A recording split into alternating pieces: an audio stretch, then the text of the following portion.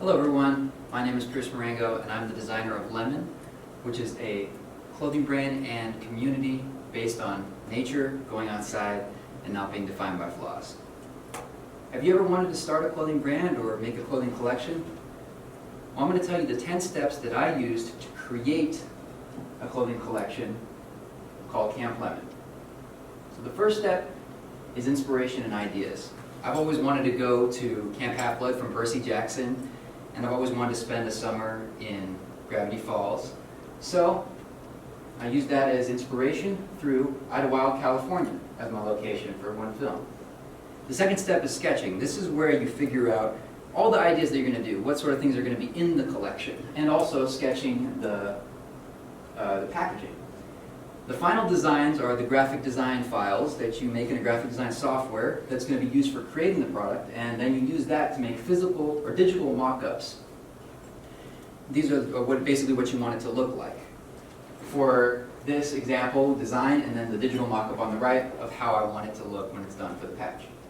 The next step is sampling. This is where you either make or purchase multiple samples for you to figure out which one you like the feel, the way it looks, the textures, like I did for the wristbands and the shirt. I prefer samples, and then figure out which one you want to wear every day, and then choose a favorite, and then move on to mood boards. This is where you create the vibe of the collection that you want to have.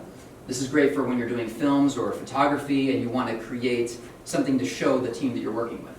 Next is physical mock-ups. This is where you figure out how you're going to make the clothes. There's multiple ways to do that. You could do embroidery, or you could do screen printing, or like me, you could use stencils. And here's an example of physical mock-ups. If you take those designs and send them to the people that are going to do the printing for it, or the embroidering, here's their design and their physical mock-up. And as you can see, their physical mock-up and the physical product were a little bit different in color. So even after going back and forth a little bit and figuring out what we needed to change, there still can be a flaw to the design. So to augment that, I wanted to use flash photography to create the same colors as my original, or their physical mock-up, and then my original design.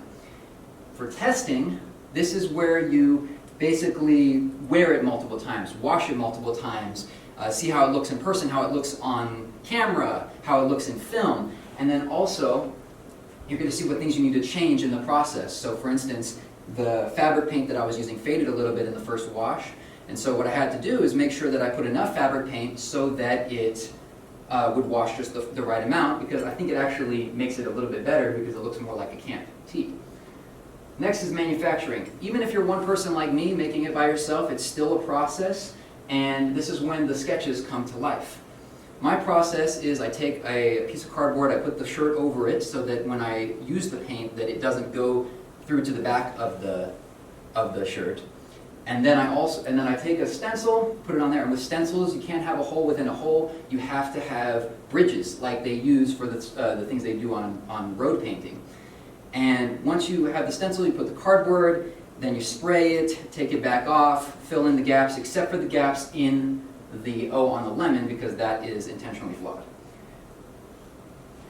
Next is packaging. I care about certain things, so for instance, I like everything to be 100% recyclable, and also that bag is 100% made from recycled materials. Also with tags, I don't like the way the tags feel on shirts on the back, so what I do is I roll it and then I tie the tag around it. The last step is lookbooks. This is where you take that mood board and you create it with the actual physical product.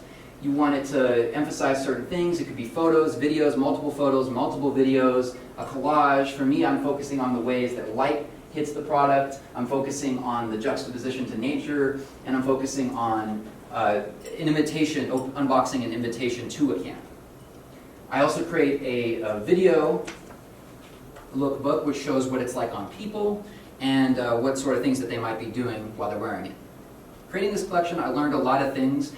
The main thing that I keep learning over and over is that there will always be flaws in the design process, but some of those flaws can enrich the design. If you decide that you want to create a clothing collection, I say do it. Just remember that at the end of the day, if things don't turn out exactly the way you wanted, it's still not defined by flaw. Thank you.